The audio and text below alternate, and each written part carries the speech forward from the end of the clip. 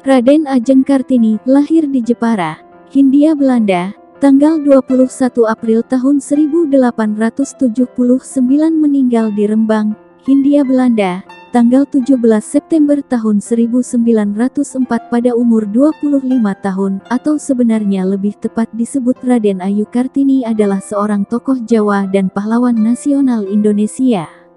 Kartini dikenal sebagai pelopor kebangkitan perempuan pribumi Nusantara. Lahir tanggal 21 April tahun 1879 di Jepara, Hindia Belanda, sekarang Indonesia, meninggal tanggal 17 September tahun 1904, umur 25, di Rembang, Hindia Belanda, sekarang Indonesia. Nama lain Raden Ayu Kartini dikenal atas emansipasi wanita suami istri KRM Adipati Aryo Singgi Jojo Adiningrat, anak Susalit Jojo Adiningrat. Raden Ajeng Kartini berasal dari kalangan priyayi atau kelas bangsawan Jawa. Ia merupakan putri dari Raden Mas Adipati Aryo Sosroningrat, seorang patih yang diangkat menjadi Bupati Jepara segera setelah Kartini lahir. Kartini adalah putri dari istri pertama, tetapi bukan istri utama. Ibunya bernama M. Angasirah, putri dari Nyai Haji Siti Aminah dan Kiai Haji Madirono, seorang guru agama di Telukawur, Jepara. Dari sisi ayahnya, silsilah Kartini dapat dilacak hingga Hamengkubuwono V. Garis keturunan Bupati Sosroningrat bahkan dapat ditilik kembali ke istana kerajaan Majapahit. Semenjak Pangeran Dangirin menjadi Bupati Surabaya pada abad ke-18, nenek moyang Sosroningrat mengisi banyak posisi penting di Pangreh Praja. Ayah Kartini pada mulanya adalah seorang wedana di Mayong. Peraturan kolonial waktu itu mengharuskan seorang bupati beristrikan seorang bangsawan.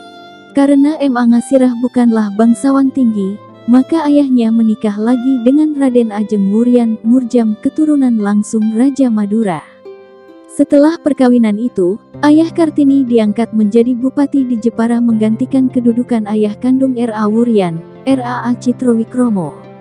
Kartini adalah anak kelima dari 11 bersaudara kandung dan tiri. Dari kesemua saudara sekandung, Kartini adalah anak perempuan tertua. Kakeknya, Pangeran Aryo Condronegoro keempat, diangkat bupati dalam usia 25 tahun dan dikenal pada pertengahan abad ke-19 sebagai salah satu bupati pertama yang memberi pendidikan barat kepada anak-anaknya. Kakak Kartini, Sosrokartono, adalah seorang yang pintar dalam bidang bahasa.